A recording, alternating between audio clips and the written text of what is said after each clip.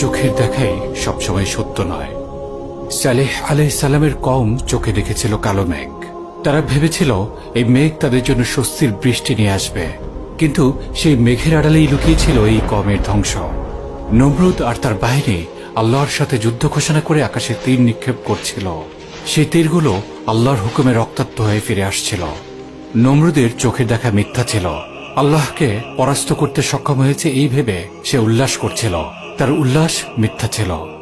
ফিরাউন চোখের দেখায় দেখেছিল সমুদ্র ভাগ হয়ে পথ হয়ে গেছে, যে পথে মুসা আলাইহিস সালাম এবং বিশ্বাসীরা পার হয়ে যাচ্ছে।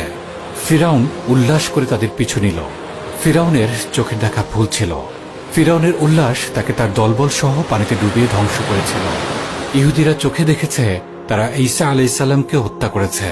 তারা উৎফুল্ল হয়েছিল, কিন্তু তাদের চোখের দেখা ভুল ছিল, আর তাদের উৎফুল্লতা তাদের জন্য অভিশাপে পরিণত হয়েছিল।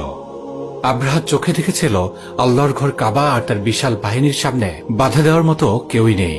সে উল্লাস করে এগিয়ে গিয়েছিল আল্লাহর ঘর ধ্বংস করতে। তার চোখের দেখা ভুল ছিল। তার উল্লাস পরিণত হয় কাসফিম মাকুল, অর্থাৎ ভক্ষিত তৃণলতার মতো। তার চোখের দেখা ভুল ছিল।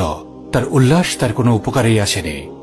আবু জাহাল বদরের ময়দানে অল্প কিছু মুসলিম সৈন্য দেখে উল্লাস করেছিল।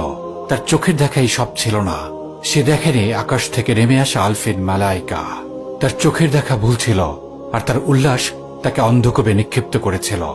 অতঃপর আজ যারা নিজেদের চোখে কাফেরদের জাকজমক, শান শওকত আর শক্তি ক্ষমতা দেখে উৎফুল্ল হচ্ছে, তাদের বিজ্ঞান, প্রযুক্তি আর উন্নতি দেখে ইসলামকে পাশে সরিয়ে রেখে তাদের আদর্শ গ্রহণ করছে, শীঘ্রই তারা জানতে পারবে তাদের চোখের দেখা ভুল ছিল, আর তাদের এই উল্লাস তাদের কোনো উপকারেই আসবে না।